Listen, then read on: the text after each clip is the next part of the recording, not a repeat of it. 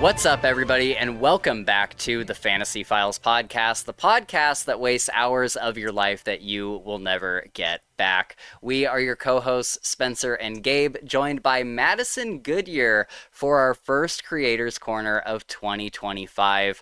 Don't forget that all of our links, as well as Madison's, are down below in the description. That's where you'll find our Twitter and Discord, and you can reach out to us on there, or you can support us over on Patreon to see these episodes live as we record them, and you can participate in the chat just like Shad Zaman is doing right now. Also, it's been a while since I've asked you all to do this, but go ahead and hit the like button on this video to validate my self-importance, and it really also does help with the algorithm. But with that, let's hang out in the Creators Corner. Welcome back, Madison. It has been a full 2 years since you've been on the podcast. How long? Can you believe, because we were going to do this episode last week and something came up and I was getting ready for it and I was like, when was the last time that she was on? And I was going back in our videos. Sure enough, it was the beginning of 2023 when you were last on. I was like, oh my God. That's a long time. That's like 5 lifetimes ago for me. Mm-hmm. We can talk about where I've been and what I've been doing. Sure. But it hasn't been fun. And so the last 2 years felt like 20. Aged me, yeah. guys. Well, it's crazy how time moves sometimes, because we were doing our end of the year podcast this last December, just like a month ago, and we were talking to Jim from Fantasy for the Ages, and he was saying that they've hit their 5th year, and I was like, wait a minute. I'm like, that can't be right, because we started right after you did, pretty soon after you. And he's like, yeah. He's like, you've been doing this for 4 years, right? And I said, no, literally this whole past year I've been saying, we're in our 3rd year of Fantasy Files. And he's like, no, you're in your 4th year. He's like, go back to your first video. So I went and looked. Sure enough, we are at the very tail end. We're just about to move over into our 5th year of being a podcast. Wow. And How so cool. I'm Crazy. Congratulations. Yeah, that's I'm crazy, like, man. wow, that's so sick. So it's crazy how time moves, and you kind of forget about, that was one thing that happened last year, is we went through most of last year having a lot of guests on, a lot of other YouTubers and stuff, but we started the podcast doing author interviews, and we didn't really do any last year. And time just kind of moved so quickly that you go from one video to the next, or from one episode to the next, and you kind of forget how long it's been in between things. And so we're trying to make it a point this year to have some more author interviews as well, but Cool. Time is a flat circle. It's so the older I get, it's just like, oh my God. I had this panicked moment a couple months ago. We were talking about Holly Tinsley backstage. She's a really good author friend of ours. And we were texting, and I was like, I forget how we got onto it, because I think her birthday was coming up and we were talking about that. And I'm like, oh my God, I'm only 3 months away from my next birthday. I'm like, that scares the shit out of me, because it feels like I just had my birthday. Yeah. A month ago. You have a big one coming up? Not really. I'm going to be 33 in March. And so it's not a big milestone or anything. But every year terrifies me. Every year that I get older. I thought 33 and 34 were the perfect age, because I feel like you're old enough to count as a real adult. Mm-hmm. You can stand in a circle of other adults and feel respected because you've been through some stuff. You've had life experiences. You've earned some wisdom. You're legit. But you're young enough that you're still sexy. You're still cool. You're still young. You're still available. You can learn new things. You can start a new career. 33, 34. To me, if I could pick an age to stay forever, that's it. So enjoy it. Don't be scared. Next year for me is 40. Oh, That's a big one. that's It's scary. fucking terrifying. Yep. Oh Like, no. what's weird is I never, ever, ever cared about age. I didn't think I was going to be a person who cared about age until I hit 37. Like, that's when I was Ooh. like, Ah! this isn't cool. Like, it's because, like you said, time is strange how it passes Mhm. because it's, the days are long, but the years are short. Like, it's Yep. like I hardly find myself enjoying myself like I feel like I should be because I just blink and it's like 4 months have gone past. I'm like, what have I Yep. even done Yep. except Right. laundry? So yeah, Yeah, you for really start to real. like look your like mortality in your eye. And I again, it's know. not it's strange because I don't know. I remember every adult I've ever met in my life saying this when I was a kid, but like I don't feel 40. Like what's 40 supposed to feel like? Yeah. I I feel know. 28. I feel Right. 28. So Exactly. I don't know. It's very weird. It's very And weird. that's the thing that's difficult is because you have your perception of how young you feel and Mhm. then everybody else's perception Of of your like old how ass. Yep. yeah. And that's what terrifies me. I go into these spirals sometimes where I'm like, have I Mhm. accomplished enough? What Yep. have I done the past few years? The And then spiraling just gets worse. Like when you hear yeah. about old people talking about how they can't sleep, it's because they're Mhm. spiraling. Oh yeah, for sure. And like for me, like currently I'm single and I thought I was gonna be married by like my mid 20s. And so I'm like, oh my God, like make it stop. But Ooh, this got deep, you this guys. got Let's deep talk real Yep. about quick. books. No, but going back to the thing with Holly Tinsley, like I was like spiraling hard and she's such a nice like lovely lady and she like talked me out of my spiral. And she was like I it's love gonna that. be okay. Everyone Oh, needs it's great. somebody that they can Yeah, lean on. yeah. Yep. But I do have a note here. Last time Madison was on 2 years ago, we were talking a lot about wine.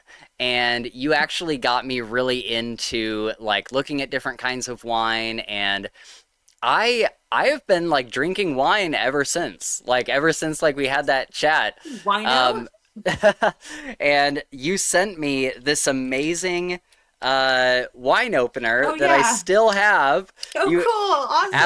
after the podcast episode, you messaged me and you were like, "Hey, what's your address?" And I was like, "Okay." And then I've this been showed up. stalking you ever since. Right? Yeah. Yes, you don't know. And yeah, and so I've been loving this thing. I've taken it to multiple parties and have gotten like comments on it. People are like, "Whoa, what is that? How does that work?" And so yeah, it's very Cool. cool. It That's good to makes it hear. because I'm like a typical guy. Like I will not buy something unless I absolutely need to buy it. Yeah. And so I would have just kept using like the spinny like cork thing and then like it like props up Yep. onto the Yep. bottle And and you then gotta you pull pry it it. back. Yeah. Nothing wrong with those. I had one of But those I'm that was so glad like I the have this. perfect size and the perfect weight and the perfect like I don't know, everything about it was just right. Yeah. And it got taken away by TSA. And I Oh should know no. Oh not to have no. a sharp object. I don't know. Yeah. But Yeah. I think about that bottle opener from time to Yeah, I time. bet. Oh man, that's I so wish you could sad. get that stuff back I from know. them You because know they I. Yeah. just take that stuff home. Oh, You for know they sure. do. For I Yeah. sure. would. Yeah, there's gotta be a way. I remember you guys are gonna think this is so fucking weird, but I was living in Colorado for a while and I got really into again, this is gonna sound so weird, but I'm ready. I got really into like graffiti artwork. Um That's and weird. and so like there's certain places that would have like special spots that you could go and like do graffiti there and stuff like that. And so I got like super into this and I there was like a special shop in Denver that had like these really nice like cans of spray paint. Like they weren't the kinds of spray paint that you would get at like Michael's A or hardware yeah, or store, a yeah. hardware Yeah. store or something. And then they sold like these special like tips and it could make it like fan out wider or make it like really like that's super cool. thin and all this stuff. And so you could do all these really cool things with it. And I was coming home to Washington, and I had it in my carry-on. I don't know what I was thinking, but I had it in my carry-on, and they were like, "You can't like take this with you." And it was like hundreds of dollars worth of spray Ah, paint Ugh. equipment. And I was like, I don't uh, know what to do. They're like, "You can try to like send it." And I was like, "Okay." They're like I like, have a plane to catch. Yeah. yeah, and so they had like this little post office thing upstairs, and so I ran up there. But and again, you're right. I had to like hurry and catch my flight, Hmm. and they were out for lunch, Ah. and so I had this box. It was all like in a box, and the doors were closed, and I was like, well, I'm like I gotta just take a chance, and so I set the box down, and I think I put like $20 or $30 on top of it, like tucked under one of the flaps. And I left a note saying, "Please send this to this address. Here's some money. I don't know if it's enough, but please send it." I never got that shit. Of Like, course not. They took your Oh 20 man, bucks and went and bought Starbucks, dude. right? Yeah, Absolutely. that's such a sad it's story. so shitty. That's terrible. uh, but yeah, I've been loving this wine opener. It's made my life so easy. You just like clamp it on the That's top, and then you great to pull the hear. thing and open it, and it's like immediate. It's awesome. Do you guys ever Um, mess or this would probably be a question for Madison. Do you have one of the electric ones? I have an electric one, but I never use it. Okay. It's just Because my because I mom, mean, you go have to ahead. put it on a charger, You and do. just my bar area, like it has an aesthetic, and I just don't Yeah. want all the Oh, cords don't want and to ruin stuff the out, so aesthetic. I just Yeah, don't use that's it. fair. Well, yeah. my mom got one for Christmas, and she would just always, she drinks a lot of wine. She would just always use the normal, you know, Yeah, Hmm. cork, whatever it's called. And they're pretty cool though. Like I opened a bottle of wine with it. It's pretty fancy. You it's just kind of press. satisfying when Yeah, it it is pops out. satisfying. Yep. Hmm.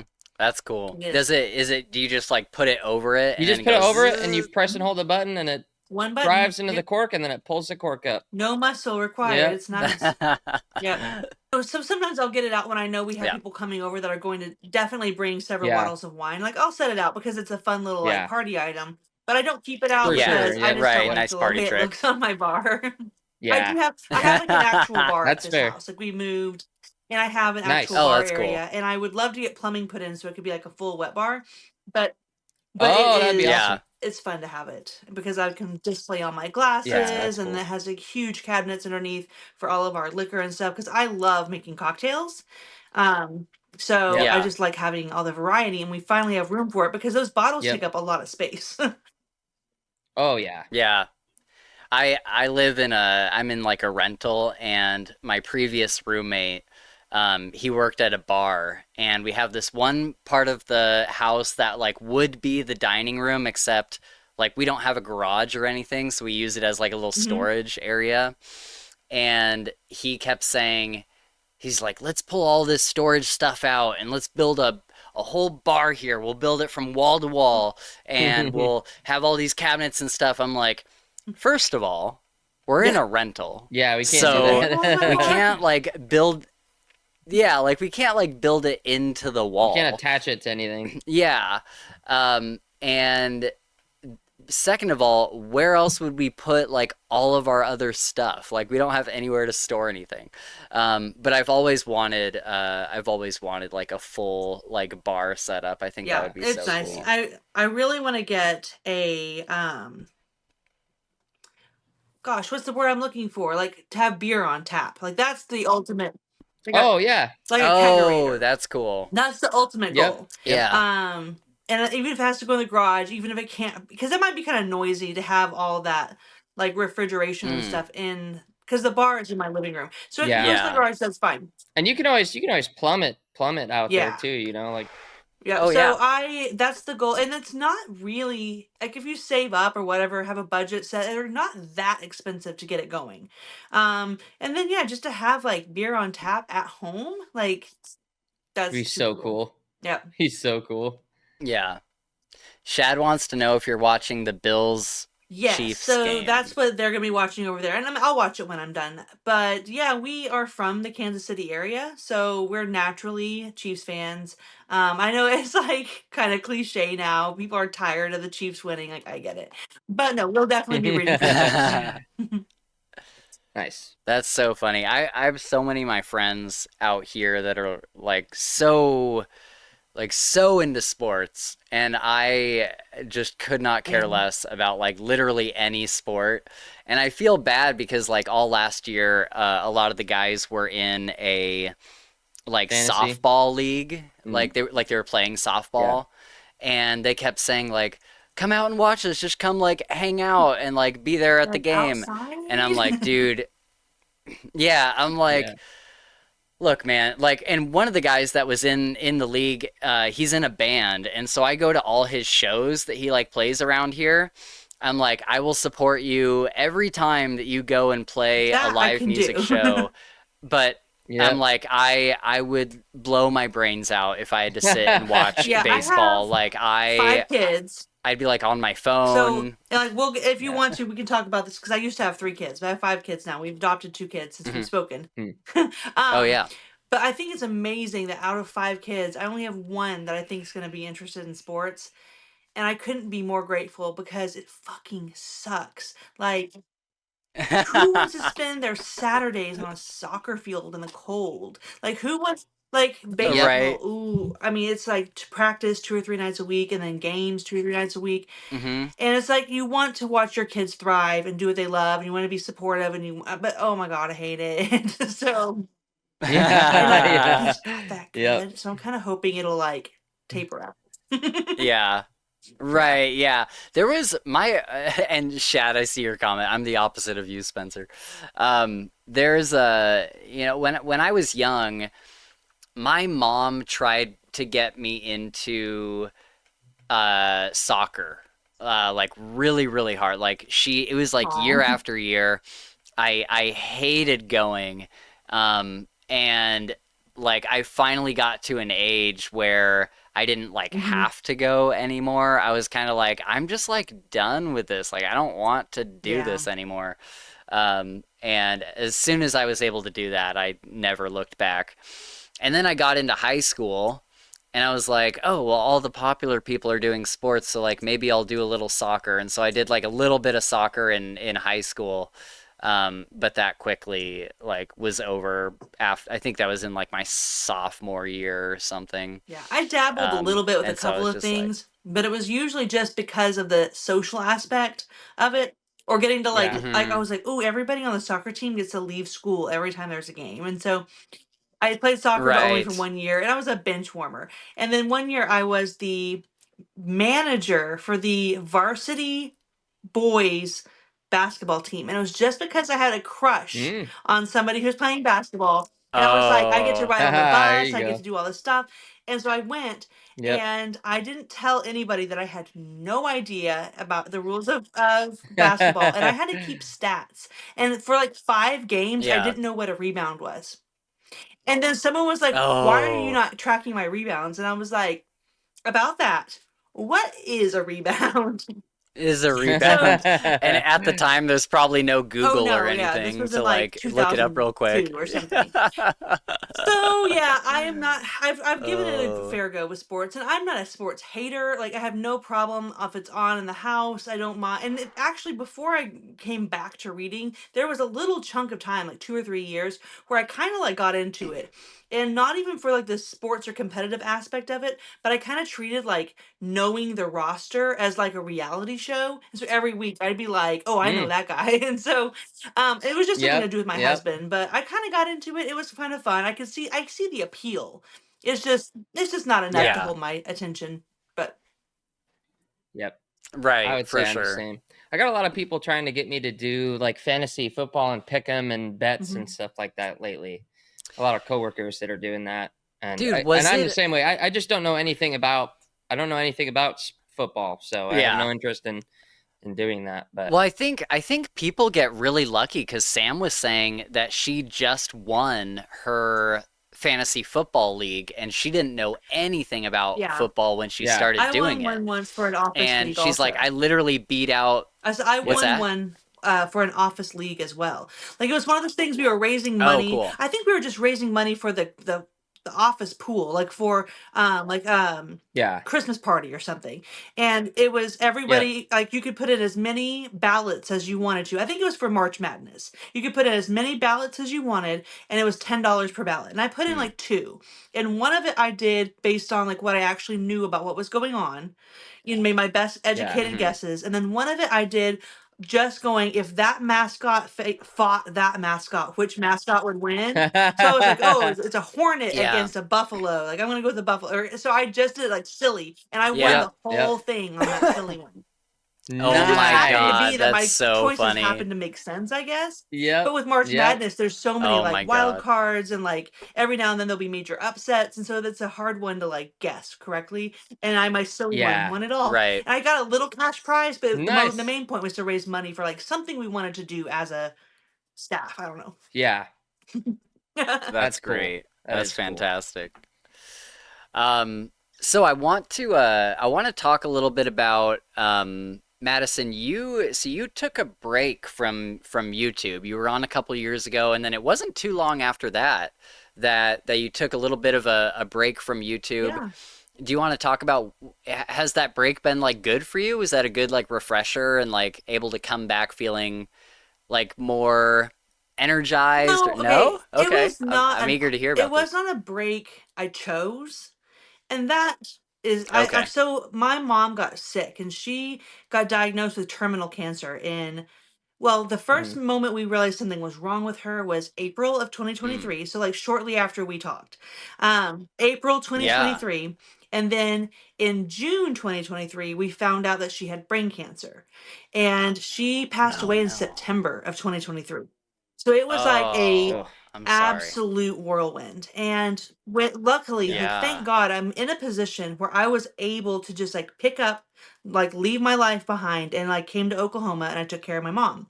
And Yeah. I've been in Oklahoma ever since. So like it has been a just wild year because I keep saying a year. I'm like, it's been more than a year. But anyway, my Yeah. mom had adopted two young children. And so when she passed away, we adopted them. And so we've Yeah. just Oh my been, so we've God. moved to another state. We've dealt with having my mom sick and then having her pass away. We adopted Yep. two kids. We bought a new house.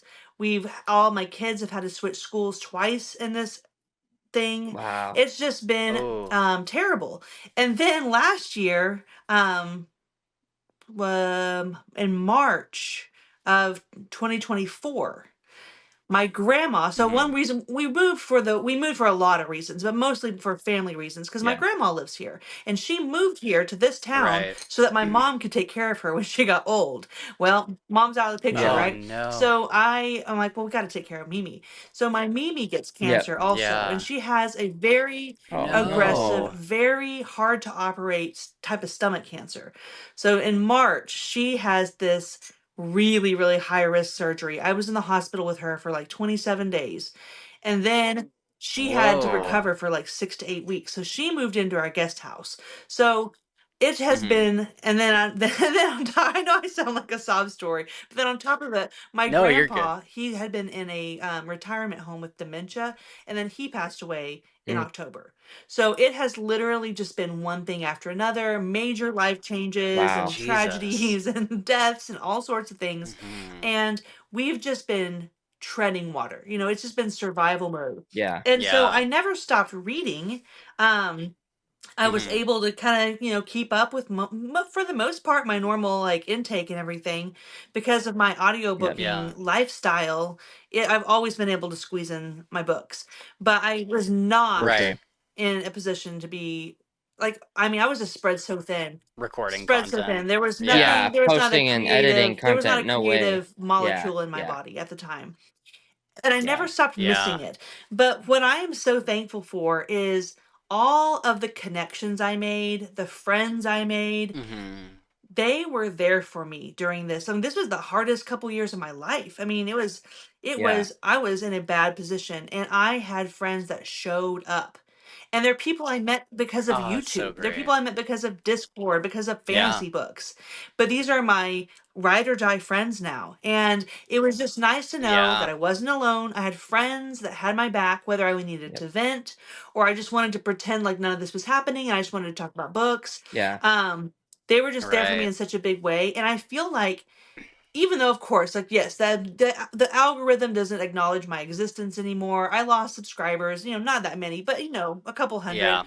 The thing is, Yeah. I know that the space is still there whenever I want to come back, and every time I make a Yep. video now, even though it's kind of sporadic and they're kind of random, the warm welcome I receive from people just being like, "Oh, it's so good to see your face again. Like we were wondering what, how you've been."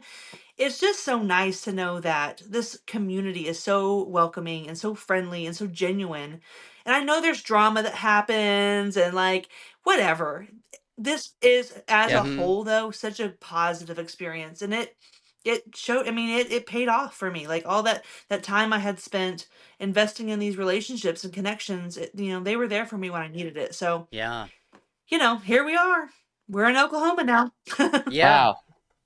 That's an amazing. incredible story. Yeah. Obviously I'm so sorry all of Yeah. that happened. I don't think I knew I knew there was some family stuff going on, but I didn't know the extent of it. That's really, really sad. Thanks.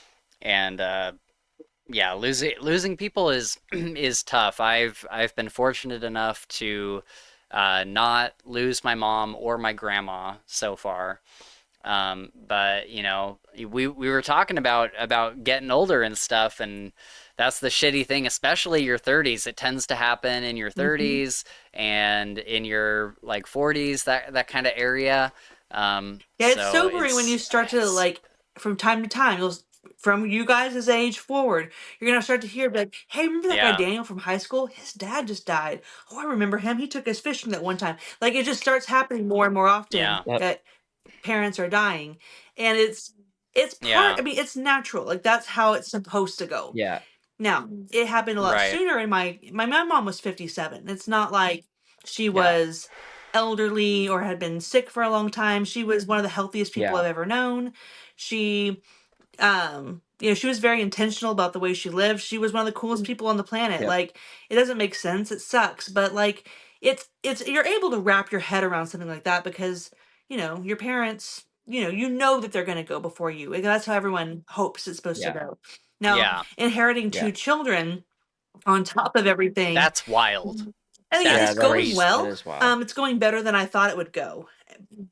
But, Yeah. Mm, this is not what we had planned. So it's a Yeah. lot. right. Yeah.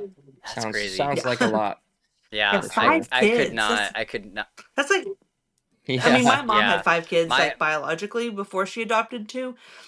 So I'm oh used to being jeez. around large families and stuff, but like because I grew up in a large family, I was like, I am not gonna have a big family. Yeah. Yeah. Jokes Hmm. on me. Yep. Yeah, I know. I grew up in a I didn't grow up in a large family, but when I was like between the ages of 0 and 7 or 8, my mom was a single mom, so she would go to work and she would leave me with my aunt who ran a Oh daycare. wow. And so I'd be there with like literally like a dozen kids like all the time. And some people think like, "Oh, that's the dream. Like you get to be with like 12 other kids your age and be super social and all this stuff." And it was fun sometimes, but it certainly made me like when I got to be in my teenage years and stuff, and my mom and I moved into like our own place, and I was able to like start going like walking to school on my own, and I didn't need to like have somebody Like, watch me. I can hear myself I breathe was or like, think. yeah, exactly. I was like, I'm never having kids. Like I am never like I'm not I doing know it. it's strange because like I mean And obviously I'm obsessed with my kids. I love them. I think they're the coolest thing in the world. mhm. Yep. But like whenever I hear someone who's like, honestly, I don't know if I want to have kids. I'm like, don't do it. Don't do it. Yeah, Don't do yeah, it. yeah, But- yeah. Unless you Exactly, want to have kids. exactly. If you Yeah. want to have kids, my answer will be you absolutely should. But if you're at all on the fence, I'm like, don't do it. Mhm. Like it Yeah, sucks Yeah. most of the yeah, time. I think that's really good advice because from what I hear from most, a lot of my my friends, I guess, older friends now are married and having kids, Mm-hmm. right? And I still am connected with some of them, and a lot of a lot of what I see is just struggle, just like Mm-hmm. a lot of really late nights and stuff. So yeah, I don't know. I think it's Yeah, something you got to it's be built incredibly for, ready for. fulfilling. But I Yeah, mean, it's kind of I say the same thing when I'm talking about the R. Scott Baker Second Apocalypse series as I do when Yeah. talking about having kids. I say 5 stars. Do not recommend. Like it's literally top tier, peak. It's the best, most fulfilling thing yep, possible. Do I recommend it? Not nope, really. I do. I look at people I know though that are like Matt's cousins. They're tinks, 2 incomes, no kids. I mean, they're in their mid 30s. Oh I'm yeah. just like, man, you're That's the cool. You're dream. so That's the yeah, cool. dream. But yeah, but this is yeah, cool too. Like, it's your life is cool if you're loving it. But but there's hard yes, parts of I'm sure it's lonely not having kids, or maybe like those kinds of things. Like there's Yeah. downsides to both. So I think as long as you're doing what you yeah, want, then you should do it. But if you're on the fence, enjoy yep, your freedom, enjoy your money, enjoy your time yeah, off, enjoy your Yeah. evenings. I I think that's the thing is like if you're not gonna have kids, you really have to have a good relationship with whoever your like partner is, Yeah. I think. Like you have to be meaning like, like they don't want kids as well. well, I just mean like if both of you have decided that you don't want Yeah, kids, then in order to not like hate life, you have to be Really into like each other. Yeah, best it's friends. true Like, because yeah, yeah. yeah, relationships are hard, period. But when you have kids, there is Yeah. somewhat of a buffer because yeah, whether you're happy or That's been my unhappy. Now, if you're really unhappy, that's a different story. But like, no one's happy all the time, right? So, but when you have sure, yeah, kids, you have sure. this yeah, anchor where you're like, well, we got something to do here. Like, we got these kids to raise. yep, And so Right. you kind of have glue, like natural glue, that kind of gets you through the yeah, I tougher times. often But when it's just I mano y often wonder though, mano, doesn't that like, you feel better be really into each yeah. other because there's nothing to keep you around if it's not Yeah. going great. yeah, Well, I've often wondered like and obviously I don't know because I've never been married and I don't have kids, but like when you have kids, or not like you specifically, but just like people in general, I kind of wonder if having the kids turns the relationship from like a marriage where you're super into each other to almost like a business partnership kind of where you're like we have this thing that we have to like both that we're both like committed to that we have to like be like on all the time for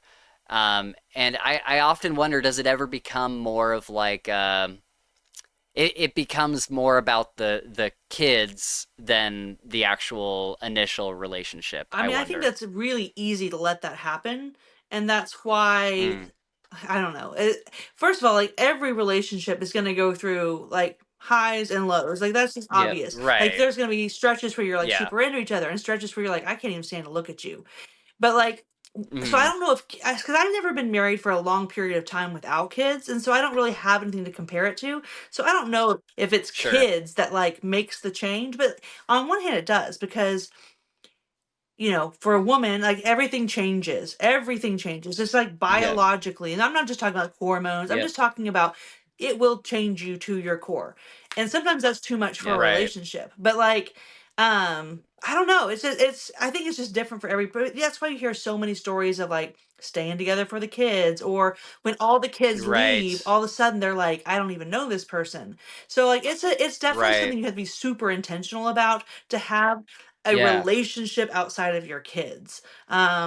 And like I said, yeah, we've gone through phases where it's like this is my roommate. This is my co-parent. We've yeah, gone through phases like that. But we, especially over the last several years, have had to be really intentional about being like, we have to have a relationship, a marriage outside of parenting. yep, Because Right. someday these kids are all going to be gone and I want to enjoy my time with you and not just be like, who are you again? Yeah, exactly. That's that's got to be tough. And especially adding so now you've added the two new kids, has that changed the dynamic just in the house in I general mean, a of lot? course it has. It has, but Mm. like I said earlier, it has gone better than I expected it to. And it helps that Oh, they good. all knew each other really well anyway. So Yeah, for Vincent, so their sure. Yeah. names are Vincent and Silas, and Vincent will be 9 in February, and Silas is 4.5. He'll be 5 in August. Okay. And my mom adopted Vincent when he was just under 2, or she was a foster parent, and that's when she Mm, first got yeah. him. And then his Silas is his biological brother.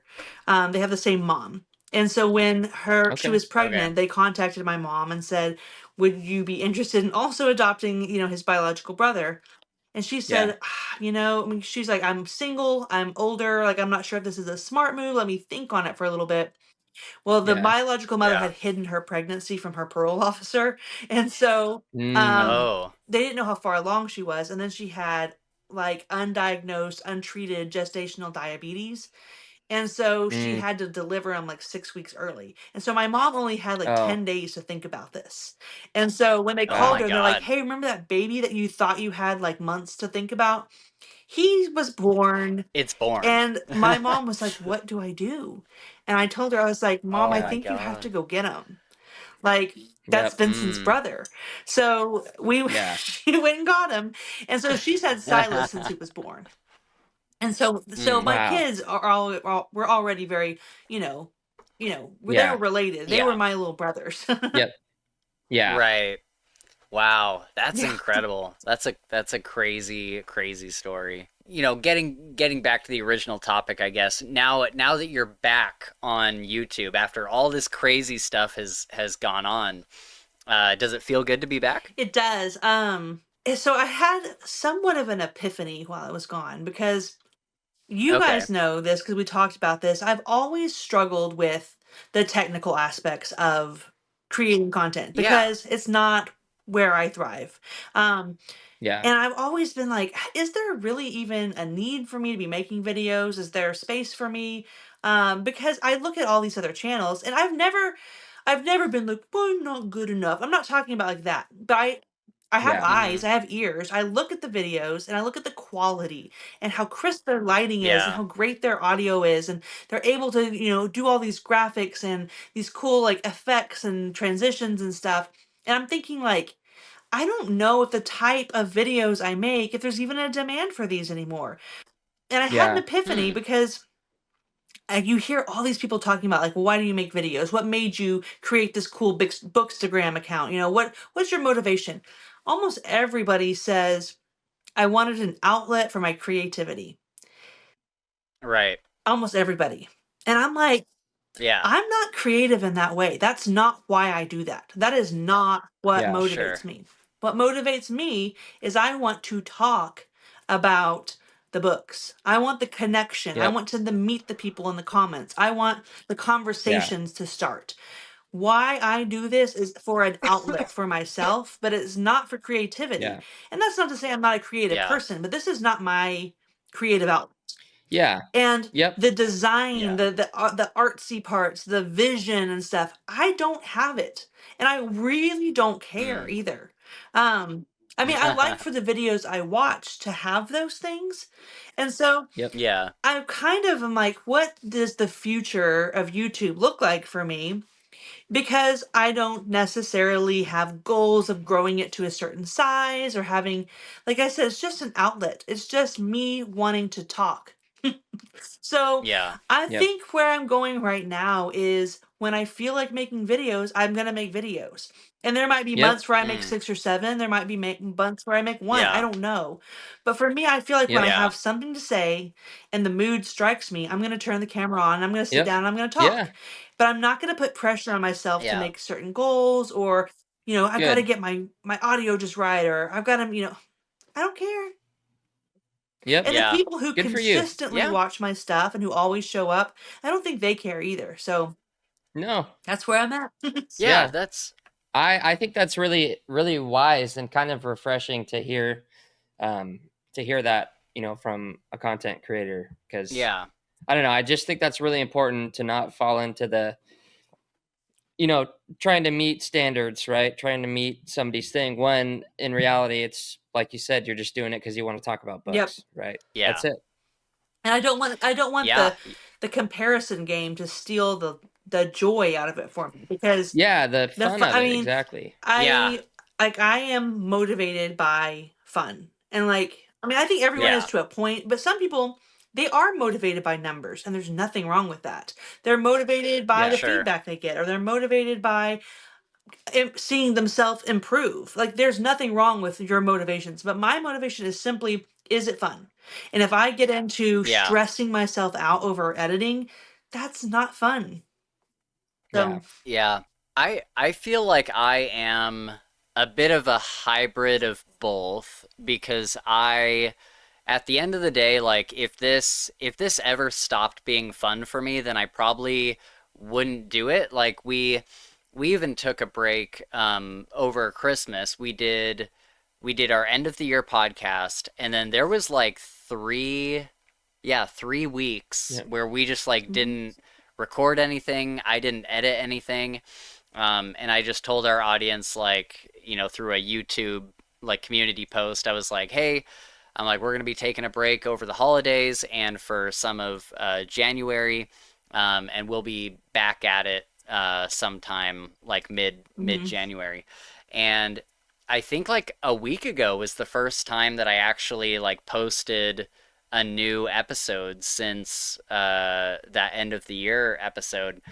And all three of us co-hosts were kind of going through not anything crazy, but just like the difficulty of the holidays this time and of like year how is everything bleak, you guys. I'm surprised that more people don't take breaks around this time, because it's tough. I think seasonal depression affects more people than they realize.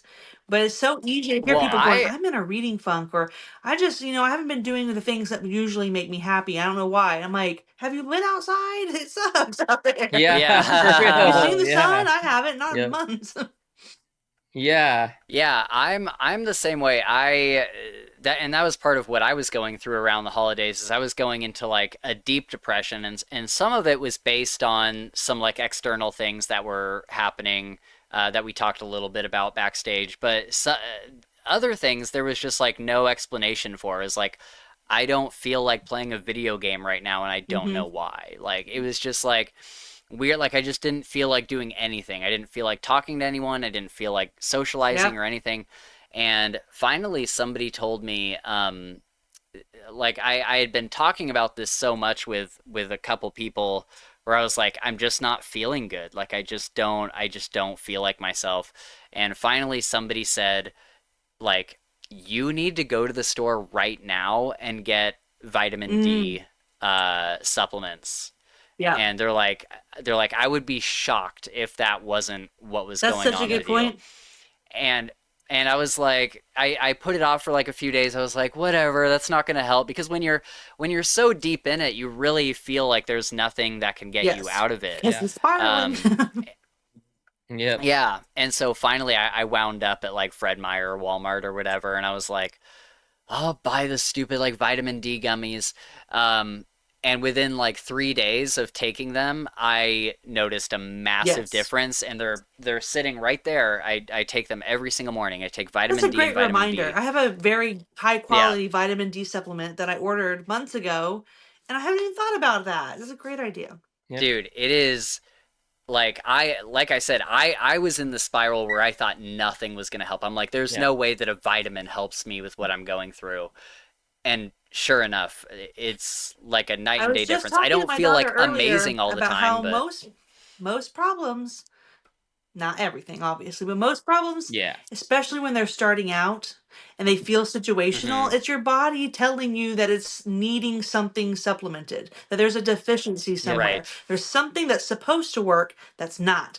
And if you are listening to your body and like trying to do some research on, what can I do before I go straight to the doctor? There's usually a path there.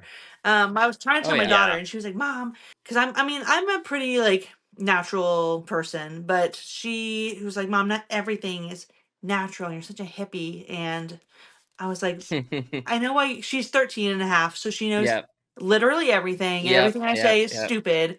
But yep, I was like, okay, but if you want help with that rash you have, let me know. Like, I can help you with that. And she's like, can you yep. call a dermatologist? And I'm like, I mean, I can, but I don't think we need to go straight there. Yeah, yeah. Right. I was reading this thing about vitamin deficiencies, especially like in America because our food's so bad. But vitamin D and magnesium, there was some crazy number that Magnesium such is an incredible thing. incredible. I, Yeah, I have a Look friend up that all the benefits swears and by it. yep. I started taking it a couple of months ago every morning. It's a lower dose, but I've definitely felt better. Like when I wake up, I feel like I'm ready Mhm. to go. You know, ready to Wow. start And my Okay. when I day. remember to take magnesium, I'm amazed that when I wake up, I feel like I actually slept. Yes, you feel like Yeah. you got good rest. I That never was the like Right. first waking thing I up. Like, I'm noticed. not a morning person. I never like it. But Yeah. when I Hmm. remember to take my magnesium and a sleeping supplement I like, Yep. when I wake up after about 2 minutes, I'm like, I don't need to go back to bed. Like, I think I'm Yeah. actually good.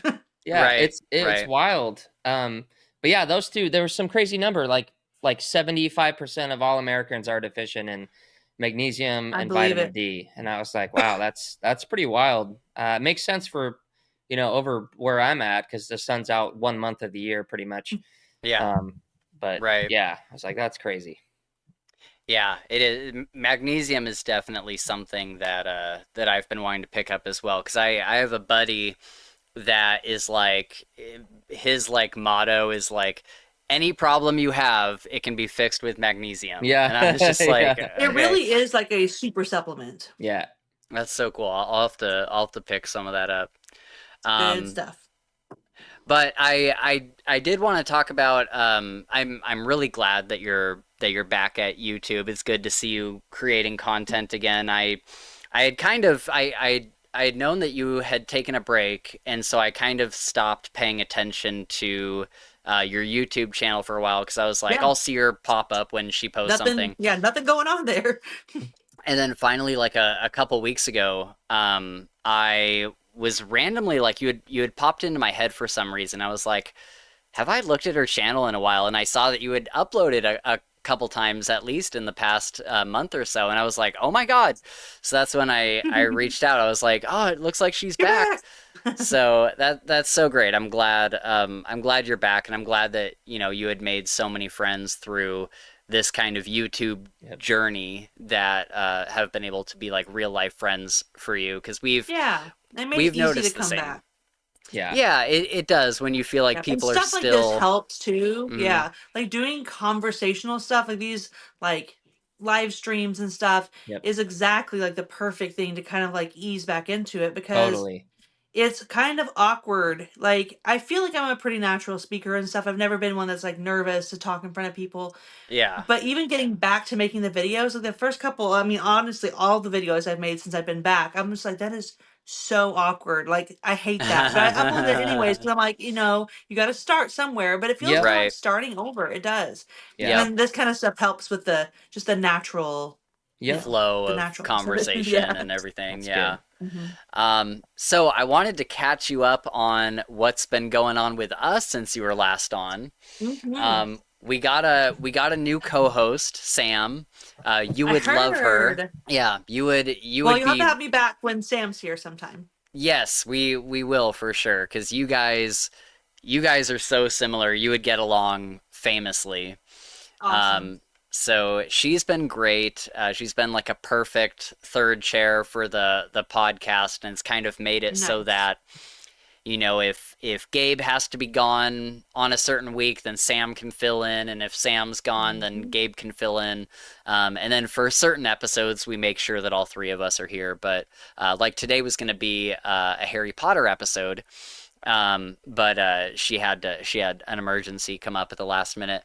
And then that's the other thing I wanted to mention is last time we had talked, I had not read Harry Potter like ever. Like I had never read Harry Potter in my Yeah. entire life. I had like briefly seen some of the movies. I don't think I even had seen all of them. And something happened in 2023, the very end of 2023, where I just like I was playing Hogwarts Legacy. That's what it was. And do you play games? Do you play video games? I I forget. don't, but all my siblings and two of my kids are really big into gaming, and I Okay. spent many hours watching Hogwarts Legacy being played. Okay. So I picked up Hogwarts Legacy just because I thought it looked like a fun game. I didn't really care that it was Harry Potter. I just thought it looked like Sure, a good game. it's And beautiful. it's beautiful. And it was the first game. I built a PC. I have like a $2,500 PC, and Mhm. now Gabe does too. Um, and it was the first game that I played on my PC, and just at full graphics, full like everything. Like it looked so amazing. It's sick. Um, but yeah, 2 hours into this game, and I was like, I've never ever had an urge to go read Harry Potter. Matter of fact, a lot of Harry Potter like kind of annoyed me because if you're on the fringes of the pop culture stuff, it's There's like like meme you, culture and like yeah, references and like and you see Harry Potter everywhere. You go to every Barnes and Noble and they're it's selling true. like the It's a Gryffindor disease scarf almost. and like Harry Potter like bobbleheads, and yeah, Spencer became a Harry Potter super fan. Yep. Um and so there's all this like random like Harry Potter merch everywhere, and it's It like is. It's it's inundated. kind of it's yeah it's kind of an or at least at the time it was annoying to me because I was like, is it really that popular? Like, what is it about Harry Potter? Like, I never got it. And Well, I before you keep going, I'm interested to hear your perspective because I read them as they were released. And so I have nostalgia driving me. And every time I've read them since then, I'm like, yep, still good. But I'm Yep. still like, good. are they good? Or do I just love them because they made me who I am? And so I'm interested to hear the perspective of somebody who read them as an adult who Mm. had a little bit of bias to start with. That's an interesting Yeah, take. it Go. is. Yeah, I had a lot of bias. Like I did not expect to go into it and love it because I was like, okay, they're books made for kids. Like not only they're not even like YA, they're like junior. They're like meant They're for middle like grade, yeah. yeah, like meant for middle grade. They age But with him, but yeah, yes. but I was so surprised. The first book was free on Audible. And so I was like, why not? Okay. It's free. I'll Why listen not? to it. Yeah. Um, And Jim Dale is brilliant. I love his narration. Jim Dale is good, but in the past year they've put up the Stephen Fry editions from the Those are good UK, too. and Hmm. he's like 10 times better in my opinion. Like I love Yeah, the again, Jim Dale was nostalgia. I good. love my Jim Yep. Dale, but Yeah. Stephen Fry is an awesome narrator. I've listened to Yeah. several things that he's narrated, and he's very, very good. Yep. Yeah, I've loved his narration. But going into it, I was like, okay, like we'll see how this goes. And literally like almost right away, like almost right away, I was just like fully on board. I was like, there's nothing I would rather listen to. And even in that first book, there is such like it's written for kids technically, but I think that Rowling does such a good job of making it also for adults. Like reading it as an adult, I was like crying. Like I was picking up on these Oh yeah. themes that are going throughout the book. Like one of my probably my favorite scene in the entire series is Harry at the mirror of Erised, Yep. and in the first Yes. book. And in the first book, like the movies don't even really do it justice. In the book, you really see how mistreated Harry is and how he's like abused by the Dursleys. And you really feel for him, like, oh my God, like he had to live this way. Like this is terrifying. Like I could not imagine. And then all he's wanted his entire life is just somebody who loves him, like somebody who treats him like how a parent should treat him. Yeah. And then you get the Mirror of Erised, and he's sitting there and he sees his parents for the first time. I was Mhm. I'm tearing up right now. I I know I was am too. on I was on a job site. Like I work in construction. I was on a job site and I'm listening to the Mirror of Erised for the first time, and I am like tears are like streaming down my face Yeah, and just like outwardly crying. And that's when I yeah. texted. We have a Yep, we it got. was it was before Sam joined on, but we had like a podcast like group chat with Gabe and Chris and I texted them and I'm like, I'm sitting in the middle of my job site right now, sitting on a bucket, crying my eyes out, reading Harry Potter for the Yes. very first It's time. powerful It Oh my is. because God. it's this little arc he gets in that, like you said, just in that one book of Yeah, first of all feeling like he is completely invisible and alone, yeah, to then realizing he's famous, which is yeah, interesting to him, but it doesn't really matter. Yeah. But then yes, finding out that he was so loved and so cherished, Yep. yes. it Yep. changes everything for him. Yep. Oh, it's so Oh good. my I'm God. crying right now. Yep. I know, And right? it's just Like brilliant. It's so subtle, but yes, it is done so subtly and so masterfully, and yeah. I'll send you the link to I did after I made it through the entire series, I made a video that I put probably like 40 or 50 hours of editing into, and I just like poured my heart out Yep. about how I felt about Harry Potter, and it's one of the best Send it to me. I videos. want to see that. I will for sure. It's by far like the best video I've ever made, and it's the most viewed video on our channel. And the title of it is at the time I was 31, so I was like, I just read Harry Potter for the first time at 31 years old, and it was just like this beautiful like love letter to Harry Potter. And I It's read a each special book. story. It is incredible. Like I have such strong feelings about it, and I just kept going from like book to book to book. Like I could not eat them up fast enough. Yep. And then I got to Half-Blood Prince, and that is my favorite book in the series, with the first book being number two. And Half-Blood Prince had me sobbing. Like, oh my God, that book was If that book doesn't tough. make you cry, then like, Yeah. where's your Yeah, soul? I know. Like, You'd at I don't least know. choke up a little bit. Oh my Yeah. God, it is absolutely brutal in the best way. And then Deathly Hallows was so much better than like the movie makes it out to be. Like you could Yep. watch the movie and be like, "Oh, that's a good story," but you read the book and you're like, "Oh, there's so much more that happens." Yes. And Yeah, I I started a loved Deathly reread Hallows. back in 2023 and got very sidetracked off of that. And I mean, I've read the series several times, but Yeah, um I need to pick that back up because I stopped after Goblet of Fire, so I mean, Prisoner of yeah. Azkaban is my favorite, so I can't Oh wait to get wow, back to okay. it. Yep. Yeah, Yeah. Prisoner of Azkaban is great. Where he meets Sirius for the first Yep. time. That's Yeah. probably my And that's you like really my find number out like three. Patronuses and all that kind of Hmm. stuff. I love that. Yeah, and I think the And movie I'm it's a huge probably Sirius Black fan. Yes. yeah, and I think Prisoner of Azkaban is the best movie out of the series of movies. For sure. Um, They really did a good job of portraying what could be a hard to yeah, translate from page to screen. They did a Yeah. good job with a tall order. That's a yeah, fun one to watch for sure. yeah, for sure. Um, and so yeah, I made it all the way through the I'm glad you series, and liked I've it. oh my God, I've reread the whole thing like twice now, and now for the whoops, sorry. Now for the podcast, we're going back through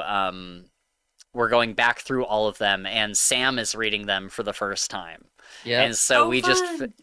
we just finished Order of the Phoenix, and then Half Blood Prince was going to be this weekend, and then she had to bail, and I'm like, there is no fucking way you are missing Half Blood Prince, so We'll do we it will next push week. this Yeah, out. Yeah, I'm like, we're we'll close, so you can be we'll here. postpone it, Yep.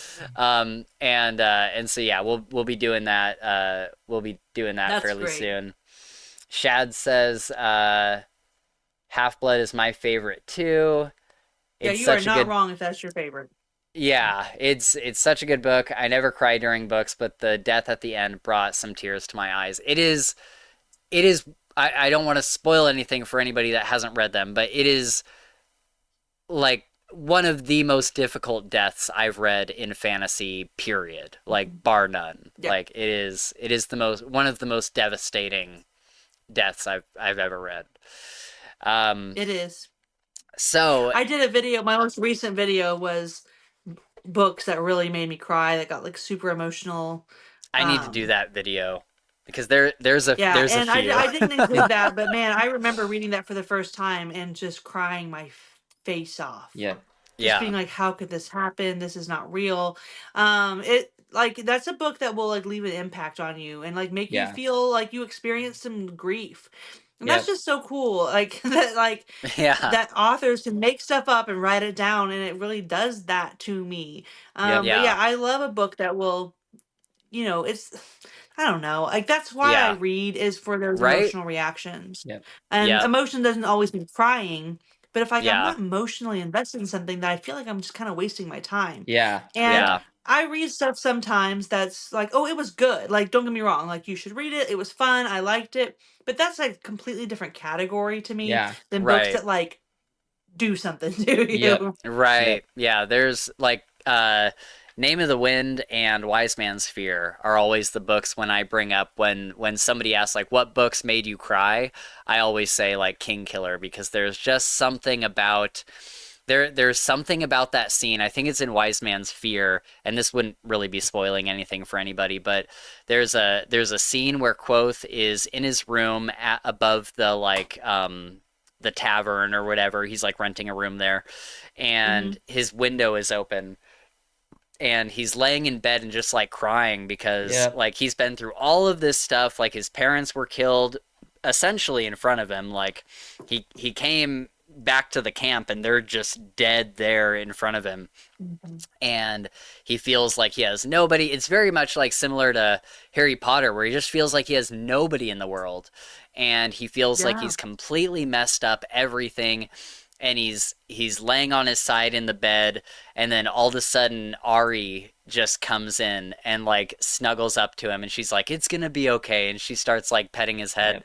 and that scene, like I've reread that series several times, and there's not a single reread where that hasn't made me just like burst into tears. Like that, Yeah. those kind of scenes are really something special.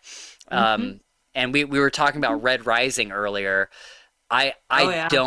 don't know how you get through Morningstar and don't cry like that. Oh, I don't. That I book read it that book twice. will I do cried both times. it. Yeah. Have you guys read the follow-up series with Red Rising? Yes, yeah. I don't I think have.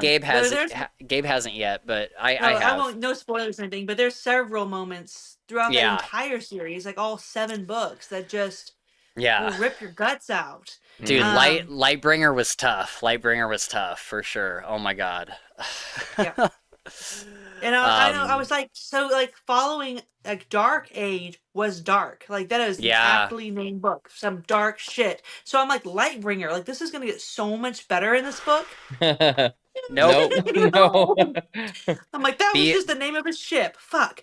yeah. I thought that was like metaphorical. Nope. That's Nope. the Nope. name of a Yeah. destroyer. Yeah. Be prepared for some of your favorite people ever to just have horrible things done to them. Mm. Yeah. Oh, but you know, It's a great series. we were talking about series that kind of pick up years later, that have like a sequel trilogy or something. And currently, I'm reading the sequel trilogy to the Powder Mage trilogy. Have you read Okay. these, Madison? So I DNF'd Powder Mage trilogy. No. I know. So Oh, I think I'm trying to. I can hear myself. I can hear how pretentious this is sounding. okay. I hate that about myself.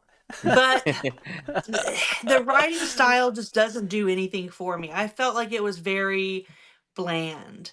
And I didn't Oh, used to be this way, but the more I read, the more I become like familiar with like my specific tastes and stuff. Yeah. Um I I'm honing it in, and stuff like prose and just stylistic things didn't used to really like move my radar that much, but the more I read and the more I know what I like, the bare bones prose just isn't doing it for me. Like, I want stuff that makes my ears like, tingle when I read it. I want to rewind it and hear it again. I want you to make me go and open my book and like highlight and go, Jesus, who says that? That's incredible. Like, and so the stuff that's like Brandon Sanderson, Brian McClellan, Brent Weeks, Zach Argyle, it's serviceable. It's fine. It tells you a story. It tells the story. I But would I not. want the story sung to me. I don't want you to tell it to me. I want you to tell me a poem and me figure out where it's going, you know? I want you to show, don't tell. And so like it's just a stylistic thing for me. I'll say one thing. I would not add Brent Weeks to that list yet. Read Night Angel. Read Night Angel and then make that distinction, because I don't think you'll feel the same. TBRs. Yeah, again, it's just with Lightbringer, it was just a little underwhelming. Lightbringer was dry. It was very dry for me. Yeah. Yeah. Yeah, I'm with you. I've gotten to a point where I really need a book to sing to me as well, which is why I like Brandon Sanderson, but I just he doesn't move the needle as far as prose go. I think he's very good at world building, but he can his do a characters great monologue that's very like make you want to like punch. I mean, you just let's finished go. Oathbringer instead. There's moments in Oathbringer that I wanted to be like, yeah, like he's good at like hyping you up. Yeah. But the dialogue is a bit cringy, and there are like my people don't talk like this, but I've turned into what I'm calling a Cosmere casual. Like, I like it.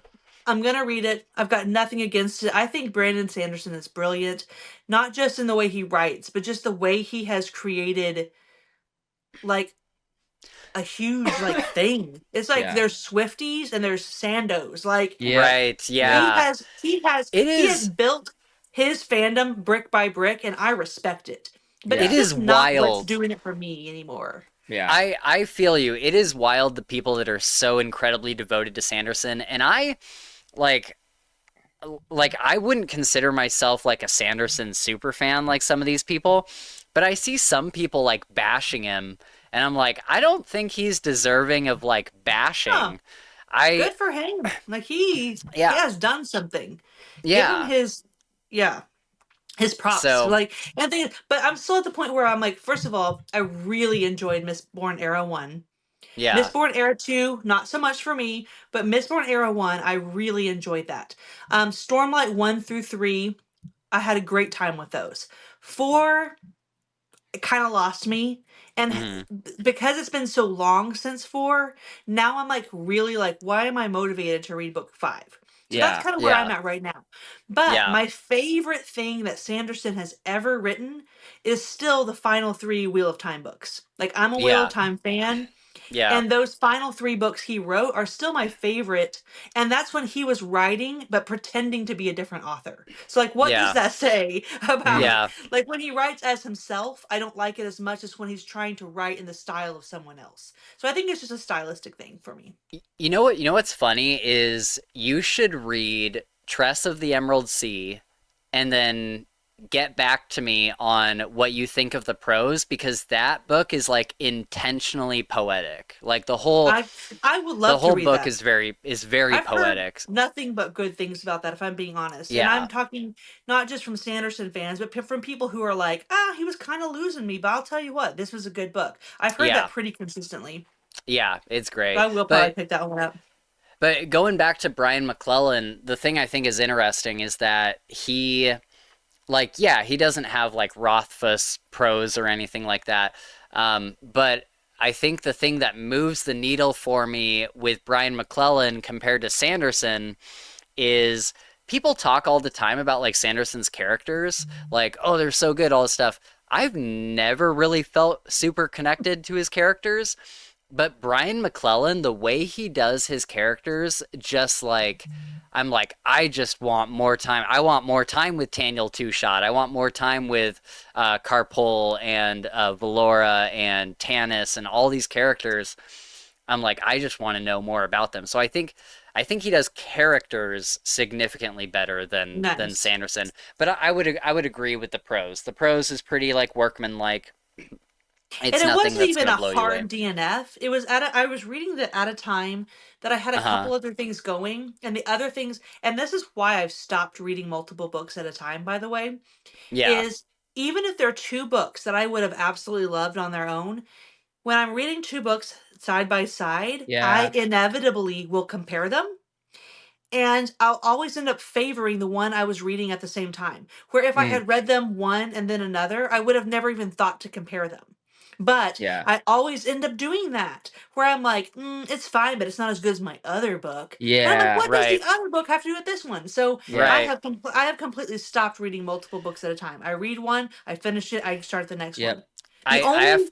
only exception is I've since I've finished reading Realm of the Elderlings, I've always been rereading one Realm of the Elderlings book, but it's like my bedside table book and it's a Yeah. reread. So it's not going to influence anything Yep. because I read it for like 15 minutes a night. So Yeah. Yeah. other than that, but I don't even really count that. I read one book at a time because otherwise I feel like I've ruined my experience with so many books that I could have liked more if I hadn't have been co-reading it with something Yeah. I liked better. Yep. Yeah. Yep. So I just don't do it. Yeah. Yeah, same. I can't read multiple books at a time because there's always going to be one that I prefer Mm-hmm. over the other one. Unless one is like a new read and one is like a reread, A I can do reread, yeah. that. Yep. But I can't do it with like two new books because they're gonna conflict They're in gonna in so many compete, ways. and Yeah. I think it's because I naturally rank everything. I Yeah, rank exact same. everything, and Yep. so even if it's completely unintentional, or if I'm intentionally trying not to, it still happens. So Yeah. Hmm. I just can't do it anymore. Yep. So the other thing I wanted to tell you about, so I read Harry Potter for the first time, and then Madison, I also read the first two books in the Farseer trilogy for the first time last year. The How second was book, it? it was incredible. Like I was kind of shocked to hear that you weren't into it at first because I was like hooked like right from the get-go. And maybe it was because Paul Bomer was the narrator, but I was like I was like hooked like right from the first Yeah. chapter. And the first book was great, and then I got into the second book and it was like King Killer level like Isn't it amazing. good? Royal Assassin is so good. I think the reason that this is another thing I don't really do anymore, but the reason I think that it didn't really hit the first time is because I was doing it as a part of like a large organized read along. And Okay. so it was one of those things where we're starting on the first of every month. And so Yeah. whether I was in the mood for it or not, I had to read it, I felt like. And I'm Hmm. such a mood reader that it just didn't I felt like I was being forced to read it. And so I Mm. was getting through it and it was kind of like I don't see what the big deal is. Like I don't know. It just didn't really I liked it. Hmm. Like enough to I was like, well, I'm gonna read them. Like they're good. I could objectively stand back and be like, this is a good book.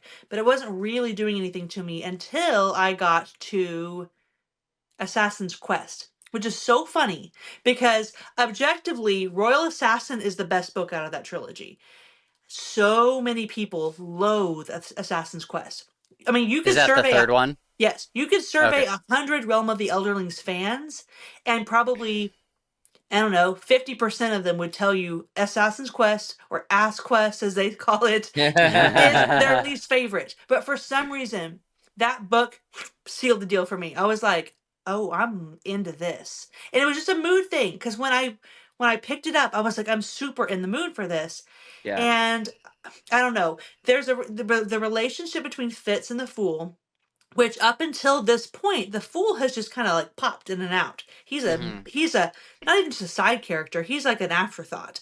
But Yeah. because the series has been out for so long, everyone knows that Fitz and the Fool is a thing. Okay. Right. Assassin's Quest is the first book that you really get to see their true like dynamic together. Oh, okay. Um, but after that, explosive ending at the end of Royal Assassin, it starts out slow. It's a slow burn, but it's cozy. It's like intimate time, like really getting to know Fitz as a character, like spending time in his head. And for some reason, everything about Assassin's Quest just really worked for me. And then I, for some reason, waited a long time to read Live Ship Traders. And then Jake Bishop, I don't know if you know Yeah. who that is, but Jake Yeah. Bishop Yeah, Oh we've had yeah. him on the recommended. show multiple times. And he said, I'm not just recommending it because I'm obsessed. He goes, but you specifically will Mm. love Live Ship Traders. So I started it. It's I was telling Spencer earlier, the narrator is terrible. They're not very good Mm. audiobooks. Mm. But I do audio only, so I push through. Yep. And somehow, even with having a terrible narrator, it's one of my top 3 favorite trilogies of all time. I Wow. That's what love I've Live heard Ship from Traders. everyone, yeah. And then from there on out, I was a super fan. From there on out, it was just like anything she writes in this world, 5 stars. Yeah. 5 stars. And then I've That's read so awesome. everything again since then, and it was just, I mean, it again, I on the first read, it's perfect. On a second read, it's just like this woman can't do anything wrong. The Wow. stuff that's happening in the very beginning, subtle things that just come to fruition beautifully in the end. It's the Mm. most satisfying payoff of any book I've ever read. When I say I cried at the end, I mean for the last third of that book that's 900 pages, for the last third of it. I mean, I was. Yeah. The second time I read it, I knew what was coming. I still cried my face off. Like, again, if you can get that type of reaction out of me, like, I'm a fan Yeah. for life. It's I'm a That's so fan for awesome. life. it's so good. I put off reading Farseer for so long, and when I finally picked it up, I was just like, "Oh my God, what have I been missing? This is It's just like so." indulgent. I Yeah. say there's epic fantasy. Like we all know epic fantasy, right? We're talking large scale battles and like, Yep. magic and there's epic fantasy. That's not this. This is what I Hmm. call intimate fantasy. It Yeah, is like King Killer. yes. I mean it's a good comparison, honestly. And I don't know if you guys have read any Sun Eater, but in my opinion, Sun Eater is a good equivalent if you want a sci-fi version. And I Mm. say Yeah. equivalent, it's not the same story. They have nothing Yeah. in common at all. Yeah. Other Yeah. than the fact that it is a third person retrospective that's a slow burn with Yeah. incredible payoff. And the writing is ushy, gushy, indulgent. Like, again, Christopher Rocchio gets better as he goes. I mean, Sun Eater is his first novel. It's not Yeah. perfect, but if you're willing to trust the process, it will pay off. It is so good. And so I've discovered Yeah. that third person retrospective can either two things. It's either absolutely not for me because it's hard to execute, but when it's Hmm. done well, it's my favorite. And Yeah. the best examples are Realm of the Elderlings, Sun Eater, and The Warlord Chronicles by Mm. Bernard Cornwell, Mm. which is an Arthurian legend retelling. Yeah. So good. But yeah, Yeah, that's my favorite style when it's done well. I've heard about the Warlord Chronicles. That's one that has kind of been on my list for a little while. Um, Shad says, I agree with Sun Eater. I'm reading Kingdom of Death soon, Ooh, and I love Warlord King of is Death. phenomenal. I I tried Sun Eater. I read the first book and I liked it. I wasn't like crazy about it, but I liked Mhm. it. And then I tried reading the second book, and I think I was just like, what's going on? Where is he? Like, I was confused about something, and so I put it down. But I would love to retry it at Yeah, some and point. I am gonna do a full reread of Sun Eater this year. So let me know if you're, interested in hopping in on that. It's not Well, organized or anything, I'd but love to. I'd love to try it. yeah, Try it and out. Howling Dark to me is interesting. That's book 2. It to me is the messiest. Where mm, by the end, it does have incredible payoff, and it's the first time you actually see where the series is going. And yeah, everything in the book is necessary, but to me, it's kind of the messiest. But in the okay, end, so the way that the story is outlined is you're finding Hadrian's journals, but it's not right, a complete. It's so say he has 100 volumes of this journal, you're only getting snippets of it. So it's in chronological order, but it's not everything. And that pays off in the end. And again, it's not over yet, but it's already paying off. And the yeah, vision is worth it, but it is a little bit of a trust the process. It wasn't until Demon and I know that's a big ask to be like, you just have to read 2 big ass books right. but trust me, I think you're Yeah. going to like it. I think it is something that unless I'm crazy, I think this is something that in 50 years people will be talking about. Yeah, for sure. Yeah, I do. that's how I felt about when I was reading Harry Potter. Like obviously it's such a huge thing, but you think of like the classics, It's going to be important. Yeah. like Lord of the Rings or Hmm. something like that. It's going to be like that. C.S. Lewis and Yeah, Yep. Yep. and then you look at something like King Killer and you're like King Killer is going to go down even if it's never finished. King Killer as far as quality will go down in the same vein as like Tolkien and all of those yeah. like extremely And I well-written wish authors. that Martin and Rothfuss could get their act together because they I both have the know. potential of becoming, legends. And I I mean that in know. like the literal sense. Like Yeah. literally people will look back and talk about them like Tolkien and stuff if they can, like I said, they're gonna be remembered no matter what because their Right. work is phenomenal. But if they could finish, they could Yep. be they could live Gods. forever. Yeah. Yeah. Yeah. He could live forever. Yeah. Well, it's funny that you bring up George R. R. Martin because I did want to say that the reason I stopped at book 2 of Farseer is because we are going to be reading Farseer on the channel as soon as we finish Harry Potter, which we only Woo! have 2 books left. So we're going to start Farseer. So if you'd like to come on for Well, any of those, have me on as often as you want because I okay. will talk about Farseer forever. Do you guys know Derry? No. So there is a woman named Derry, Derry. Her YouTube channel is called Derry's Read It Before. Hmm. First of all, the most lovely human being on the planet. If you Oh, ask her on her channel, she will be there if it's to talk okay. about Realm of the Elderlings. This woman knows more about Realm of the Elderlings than any person on the planet besides Robin Hobb. She Oh has my read the God. series like 17 or 18 times. Oh my God. Um, but she's very, very, very respectful of the process. So she won't spoil anything. She Mm. won't. Sometimes people can secondhand spoil things by like Yeah. hyping you up too Yeah. much. She's very, very good about, and like she is so respectful of the process that Mm. I don't know, she won't ruin anything for you guys, but you should reach out. She Okay. is the most lovely person in the world. She's from New Zealand and she's just delightful. And she That's Awesome. awesome. loves Realm of the Elderlings. And if you have any questions, she will know the answer. She's like a Okay. walking Wikipedia page. She's so Sweet. good. Okay, cool. Yeah, Shad says one of the best people I've met on Yes, BookTube. Chad knows That's Derry. awesome. She's just That's awesome. lovely, and her love for the series is infectious. And you'll learn every time I've talked to her, which is probably I don't know, a dozen times now. We've been on various, either her on my channel, me on her channel, or just like on other live streams. Yep. Yeah, I've learned so much about the series through her, and she just picks up on stuff that's you know that's Sweet. awesome. important, and That is awesome. no, she's That's the super best. cool. The other one that we're starting this year, it's going to be after Stormlight, so it's going to be like a few months away, is Game of Thrones. None of us have ever read Game of Thrones Yep. before. I've I'm never so even seen the excited for you show. guys. Oh my Yeah. god. Oh my god. Okay. So my favorite book, period, is A Game of Thrones, which is book 1 of Hmm. A Song of Ice and Fire. Nice. Yeah. Now, I will go on record of saying that A Storm of Swords, book 3, is the best fantasy book I've ever read. But Game Whoa. of Thrones is my favorite. I think Okay. there's not a bad chapter, there's not a bad POV. Every word is perfect. I want you guys to. Oh, I can't reach it from here. My original copy of that book has sticky notes and highlights, and it's falling apart. Nice. I read it. That's awesome. I freaking love that series.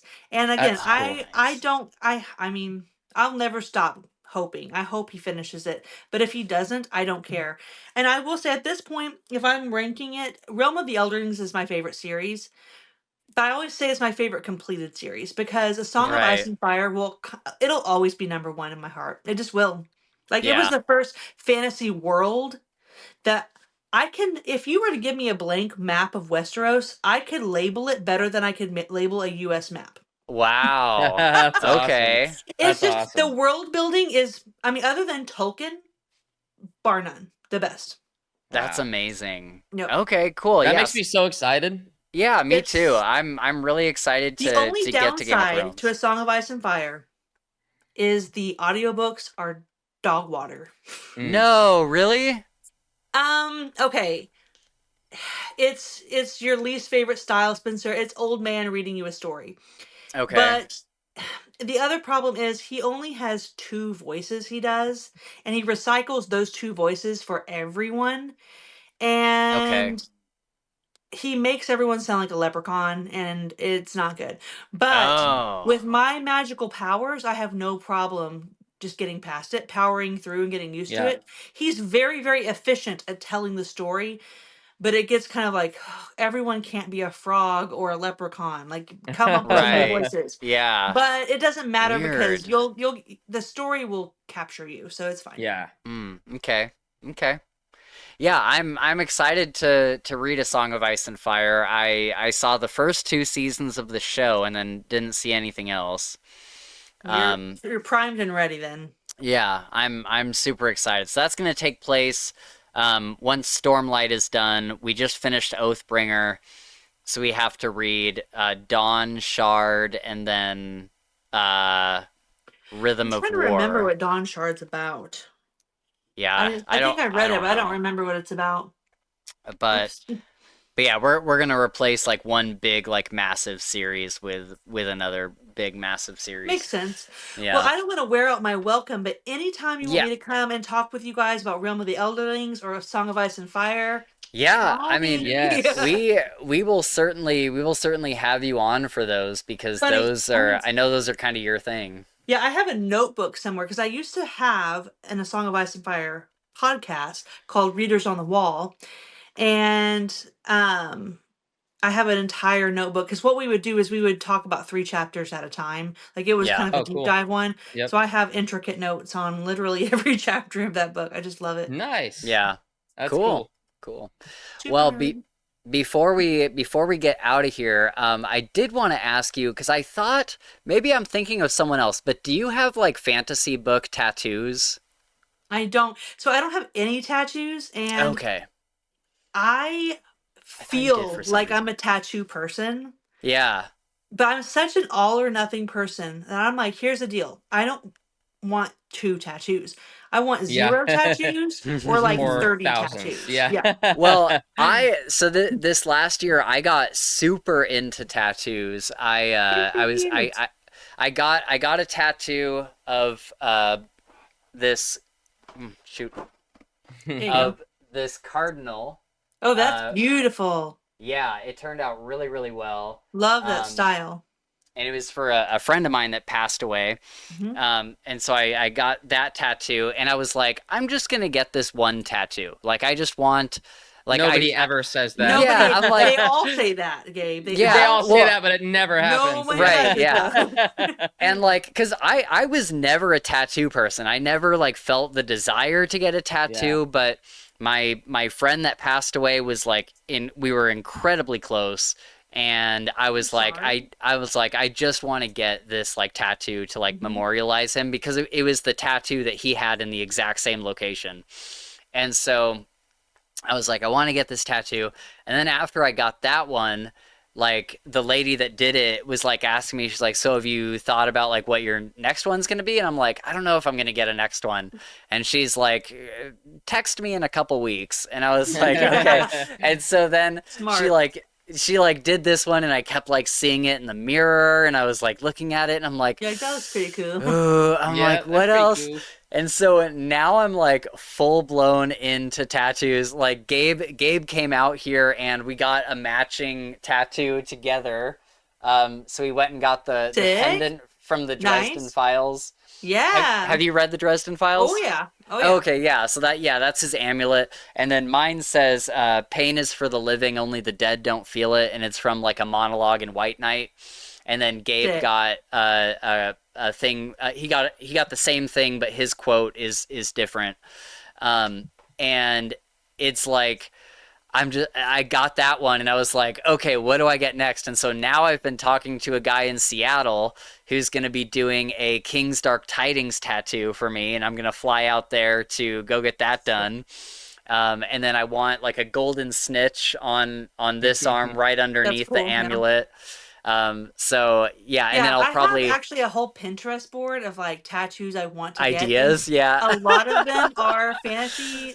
Like, I'm not gonna do anything that's just like Lord of the Rings, but right? like stuff that's like obvious. Like if you get it, you get it. But otherwise, it's just a cool looking tattoo. That's exactly what I've been going for. I think my main thing that holds me back is just money. Like, they're expensive. Because I know that I'm not just gonna get one tattoo. So I'm like, what am I supposed to do? Just shell out $500-$800 every couple months? Like, what am I? Yeah. I need to get a job. But I just know that if I get one. So after my mom passed away, so all of my siblings have a lot of tattoos except for me and my brother Ethan. We don't have any. And so after mom passed away, like everybody was getting like sick ass mom tattoos. And they're like, we should all go. And I was like, if I get one though, I will You're get gonna 100. want it'll cascade fast. And I'm like, my sister worked at a tattoo shop for a while, so she has a lot of tattoos. And she's like, what's the first tattoo you want? And I explained it to her, and it's a massive thigh piece. She's like, you're gonna get a thigh piece? I was like, this is why I can't do it. I'll be Post Malone with face tattoos by the end. So I don't know. And I feel like 40. I'm not 40 yet. I'm 38. But in my mind, I'm like, fuck, you're already 40. I feel like you can do it. 40 is too late to start. No. The thing is, you just don't want to wait until you're in your like 50s and 60s to do it, because both of the tattoo artists that I've talked to, like gone into like consultations for and stuff, they'll like sit there and draw or whatever, and we'll just like talk and stuff. And they'll tell stories about somebody who came in that was like 60 years old or something, and their skin was too thin to take the ink. And so like they're like, you can get your stuff touched up when you're older, but like you want to get all of your like tattoos while your skin is still has some elasticity to it. Yeah. So I would start now. So my mom had a lot of tattoos also, like quite a few. And some of the medication she was taking made her skin like age really rapidly. So it kind of, she went from having like I said, she was 57, so not too old. She went from having like pretty like normal young looking skin to very rapidly having like very like crepey thin skin. And we were all like, ooh, your tattoos look terrible. And she's like, I'm dying. Who cares like, when you're that age? Yeah. It was just funny because it was like, now I understand what everyone was saying about how bad these are going to look when we're old. For sure. Yeah, I don't know. I keep seeing new ideas, and I'm like, oh, I want that one. But I'm not the kind of person that wants like a full sleeve.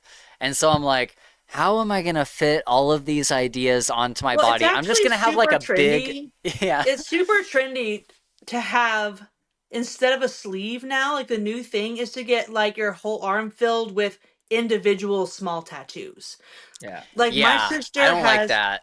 Yeah, it looks good in the end, but like when you're getting there, it's kind of random. But all her tattoos are super random. Like she has some random. But like I said, she works at a tattoo shop, so she was living with me when she was working at the tattoo shop, and she'd come home, and I'd be like, "Why the fuck do you have a cowbell on your arm?" Right? Yeah. It's a cowbell that says more. I don't want tattoos that are random. That was the thing that I said when I first started getting these tattoos. Like, if I get something, I want it to like have legitimate like reason for being there. And I want them all to be, at least on each side, I want them all to be balanced somewhat. Yeah, like somewhat, like they go together. Like I have the cardinal on this side, so I'm also getting the King's Dark Tidings tattoo on this one because it has a raven in it. And so the birds, right? And then on this side, I'm just going to get like random like fantasy stuffs like Dresden Files, Harry Potter, like King Killer, like all this stuff. There's an iconic Gandalf silhouette that I would love to have. Ooh. Because I'm like, don't we owe it all to Gandalf? Like, in it all goes back to Gandalf. And I'm like, I just feel like he deserves a spot on the screen. Yeah, for sure. So yeah, I'm planning on getting some more tattoos, but Spencer's planning on spending a lot of money. they are No, I expensive. need a job. Gabe is starting. It's going to be multiple sessions, but he's starting to get a tattoo in March. And I think overall it's going to be around like $1,200 for this tattoo, if not more. Yeah, and so I told him, you got a tip too, you know. Yeah. Oh yeah, for sure. And so I well, told I'm not him, getting a new tattoo. I'm just enhancing the tattoo that I got. Yeah, he will be adding stuff for sure, but yeah, it's not like the base is already there. Yeah, Yep. he got a It's an endeavor, tattoo it's an with me. undertaking. Yeah, exactly. He got a tattoo with me, and it's the same one, except he got like an additional like character from the series. He got Mouse on his arm, Nice. and Yep. the lady she made it look a little cartoony, and like a little, I don't know, it's kind of hard to explain, but it definitely needs some like touch up. It needs some detail and stuff. And so Take it this off, Gabe. Yep. I can show you what it looks like. Yep. Okay. Yeah, can you So kind of yeah, see just it need to there? sharpen it up a little bit. Yeah, Yeah. that's it. And that's, it needs that's some what he's gonna do. contrast, and Sure. so yeah, he's gonna go through and like top to bottom like refinish the whole thing. Yeah. That would look great. And It's gonna be awesome. And so I told him, I'm like, I'll split the cost with you because I feel He's responsible. regretting that now. Yeah. But yeah, I'm excited. I'm excited to. That's cool.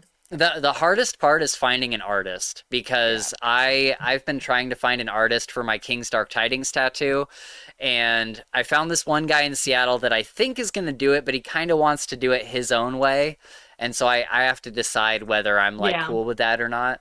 Well, with the aesthetic that I like, I have somebody here in town who's literally like he is somebody that my brother grew up with, and so like, I've known this kid since he was like 10. I say kid, he's like 32, but like he has won like big like national competitions. He's moved away, came back. Like he's a big deal. Like for the like, I like the American traditional. Like I want I want some like heavy borders and like like solid colors with like good saturation. But I like that traditional tattoo look, like almost Sailor Jerry. I really like that. But I kind of want my aesthetic to match, and so I love like sending. I'm such a tease because I'll send him ideas, and he's like, "Yeah, I can totally do that." And I'm like, "Oh, I just don't know if I'm ready, but I'm sure do it. I'm sure I will. Just pull the I trigger. know that once I start, it's gonna be like opening a floodgate. Yeah. Dude, guys, I probably should get off of here pretty soon. Yes. I've gotta go make Yeah, some you gotta dinner go. for my family. There you go. go. I am Thank like you. super glad, Spencer. Thank you for reaching out. This was really fun, and I'm sorry about last week, but that's okay. Get with me about those other series because I will never get tired of talking about those two series specifically. So okay, yeah, awesome. that's what I figured. I figured that you'd be game all for in. it. So. But yeah, thank you so much for hanging out with us and spending some time talking about all this random stuff. We covered a lot of ground, which is really cool. Yeah, we did. So awesome. Thank you, Madison. All right, everyone, we are going to wrap it up there. Thank you so much for watching and hanging out with us.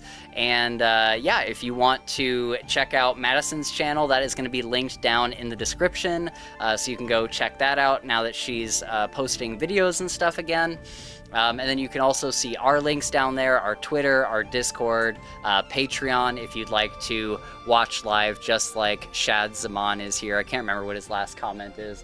I'm not a tattoo person is what he says. So thank you, Shad, for being here and hanging out with us. But yeah, hope you guys had fun. Coming up is going to be another Harry Potter episode, and then we'll be wrapping up Stormlight. We have 2 massive Stormlight books to get through, so yeah, I'm not sure how long that'll take, but we'll be trying to wrap that up. But we'll also be having we've decided we got to wrap up Dresden Files this year as well. Yep. So our next one is Briefcases, I believe, is the second short story collection. So we'll be doing that next, and then we'll have some special guests on for the final 2 books in the series. That'll be a lot of fun. But again, thank you guys so much for hanging out with us. Check out Madison's channel linked below, and we will see you on the next one. Bye, everybody. Thank you, guys.